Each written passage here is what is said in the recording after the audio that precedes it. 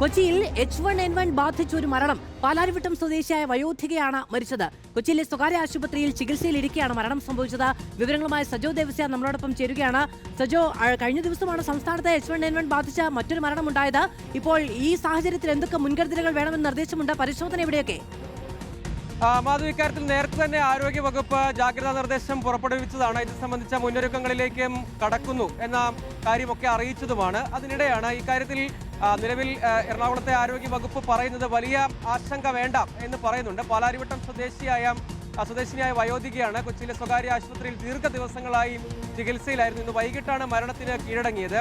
ആരോഗ്യ വകുപ്പ് പറയുന്നത് ഈ കാര്യത്തിൽ ഇപ്പോൾ വലിയ ആശങ്ക വേണ്ട. പക്ഷേ അതേസമയം പൊതുവിൽ നൽകിയിട്ടുള്ള സംസ്ഥാന ആരോഗ്യ വകുപ്പ് പുറപ്പെടുവിച്ചിട്ടുള്ള ജാഗ്രതാ നിർദ്ദേശങ്ങളുടെ ഭാഗമായി, അതായത് കേരളത്തെ സംബന്ധിച്ച് ഇത്തരം കേസുകൾ, ഇൻഫ്ലുവൻസ കേസുകൾ വർദ്ധിക്കുന്ന സാഹചര്യമുണ്ട്.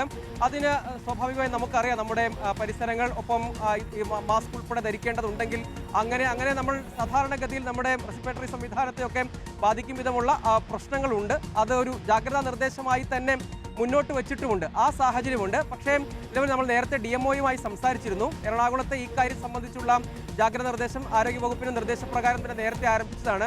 ഈ കേസിന്റെ പശ്ചാത്തലത്തിൽ പ്രത്യേക ജാഗ്രത ആവശ്യമുണ്ടെങ്കിൽ അത് സ്വീകരിക്കണം. നേരത്തെ തന്നെ H1N1 ബാധ സ്ഥിരീകരിച്ചതാണ്. അത് സംബന്ധിച്ച് കൃത്യമായ ആ കേസുകളുടെ എണ്ണവും അത് സംബന്ധിച്ച് ബോധ്യവും ഉണ്ട് എന്നാണ് ആരോഗ്യവകുപ്പ് പറയുന്നത്.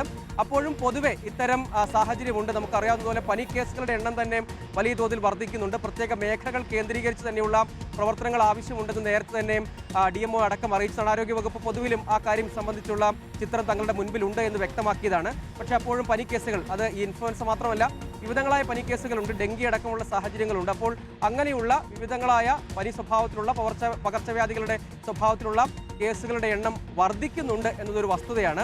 അതിനെ കൃത്യമായി ജാഗ്രതയോടുകൂടി നേരിടുക എന്നതാണ് സാധ്യമായ ഒരു കാര്യം.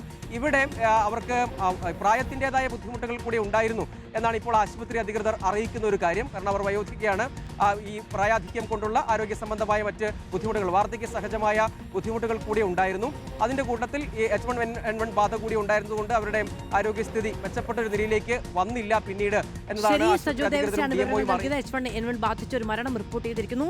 നേരത്തെ തന്നെ ആരോഗ്യവകുപ്പ് ഇതുമായി ബന്ധപ്പെട്ട മുൻകരുതൽ നടപടികളൊക്കെ പ്രഖ്യാപിച്ചിട്ടുണ്ട്, മാനദണ്ഡങ്ങൾ പ്രഖ്യാപിച്ചിട്ടുണ്ട്. സ്വാഭാവികമായും കൂടുതൽ ജാഗ്രത ഉണ്ടാകും.